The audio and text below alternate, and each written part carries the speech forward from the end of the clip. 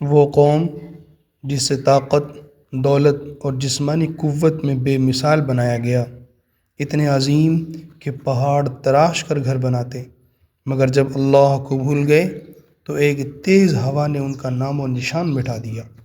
یہ کہانی ہے ہود علیہ السلام کی اور قوم عاد کی، جو رہتی دنیا تک کے لیے ایک وارننگ ہے۔ نوح علیہ السلام کے بعد اللہ نے ہود علیہ السلام کو نبی بنا کر بھیجا۔ وہ قوم عاد کی طرف بھیجے گئے، ایک طاقتور شاندار قوم جو جزیرہ نما عرب کے علاقے احقاف میں آباد تھی۔ قوم عاد کا غرور ان کی طاقت بن گیا تھا۔ وہ پہاڑوں کو تراش کر محل بناتے، اونچے ستونوں والے شہر تعمیر کرتے اور کہتے ہم سے طاقتور کون ہے۔ یہ وہ لوگ تھے جنہیں دنیا کی طاقت ملی، مگر دل سے اللہ کا نور چھن چکا تھا۔ ہود علیہ السلام نے انہیں اللہ کی طرف بلایا، نرمی سے، حکمت سے بار بار بلایا، کہا اللہ سے ڈرو، وہی تمہارا رب ہے، اسی نے سب کچھ دیا ہے۔ مگر قوم عاد نے مذاق اڑایا، کہا تو بھی ہمارے جیسا انسان ہے، تیرے پاس کیا دلیل ہے؟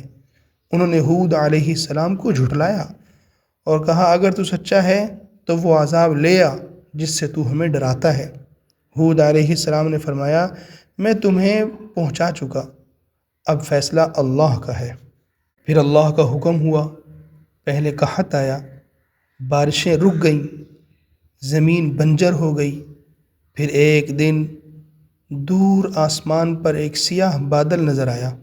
قوم عاد خوش ہو گئی، بارش آ رہی ہے، مگر وہ بادل نہیں، وہ عذاب تھا۔ ایک زبردست چیختی ہوئی تیز ہوا نے ان کو گھیر لیا۔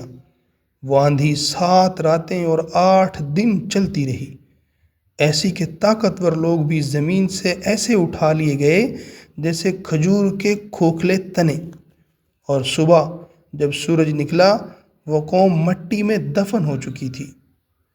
قوم عاد کی باقیات آج بھی صحرا میں دفن ہیں، عبرت بن کر رہ گئی ہیں۔ ہود علیہ السلام اور ایمان والے بچا لیے گئے کیونکہ وہ اللہ پر یقین رکھنے والے تھے۔ یہ کہانی ہمیں سکھاتی ہے کہ طاقت، دولت، ترقی سب کچھ تباہ ہو سکتا ہے اگر دل میں غرور آ جائے اور رب کو بھلا دیا جائے۔ آئیے سبق لیں اور اللہ کے حضور عاجزی اختیار کریں، کیونکہ جو خود کو بڑا سمجھتا ہے وہ انجام میں سب سے چھوٹا رہ جاتا ہے۔